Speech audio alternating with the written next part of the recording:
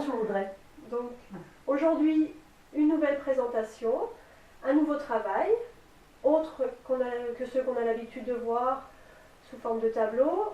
Aujourd'hui, on est sur une table basse. C'est Donc, ça. tu fais aussi de la peinture toujours sur verre, mais cette fois pour des mobiliers. Voilà. Peux-tu nous expliquer un petit peu ce travail, s'il te plaît?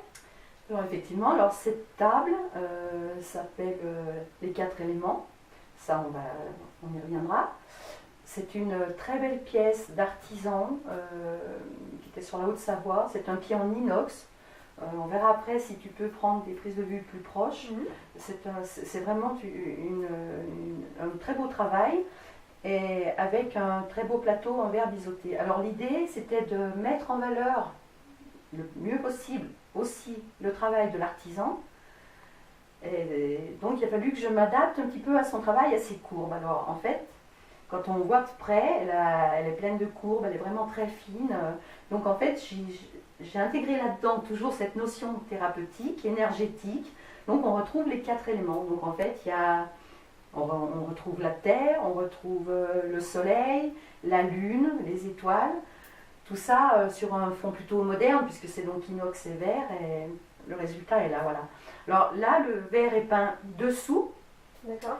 Pour qu'on puisse profiter pleinement du plateau. Voilà. Donc du coup, ça permet de voir un autre aspect du travail de peinture sur verre qui correspond à ce qu'on appelle aussi la technique du verre inversé. Mais là, quelque chose de beaucoup plus dégagé, plus léger, pour que les deux s'harmonisent. Donc c'est la table, les 4 éléments. Voilà. D'accord, très bien. Donc je pense qu'on va en profiter par la suite de la vidéo pour montrer un petit peu comment se compose cette table. Nous revoilà avec notre table, cette fois décomposée. Si on peut dire. Voilà. On retrouve le plateau, notre socle en inox. Peux-tu simplement revenir sur la symbolique un petit peu de toute cette œuvre, s'il te plaît? Alors effectivement, elle s'appelle les 4 éléments, puisqu'on retrouve la terre, l'air, le feu et l'eau. Voilà. Donc la terre qui est bien symbolisée là, tout ça dans les courbes en harmonie avec donc le pied de la table.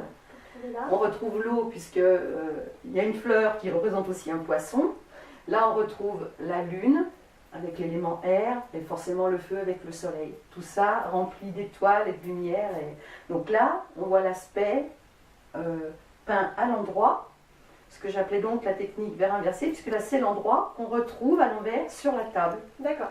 Mais à la limite, on peut en profiter comme on veut, mais donc pour l'harmonie des courbes, il se retrouve à l'envers sur la table. D'accord. Voilà. Et donc en fait, chacune des courbes ici passe autour de chaque élément. Voilà, c'était un petit peu la difficulté. Voilà. Il y a toujours un petit défi technique quand on intervient sur l'œuvre de quelqu'un d'autre. Ce serait bien après si on peut filmer d'un peu plus près le pied parce qu'il est vraiment d'une très belle qualité, c'est un inox très bien travaillé. La difficulté c'était justement de ne pas perdre visuellement ce travail d'inox et d'utiliser les courbes.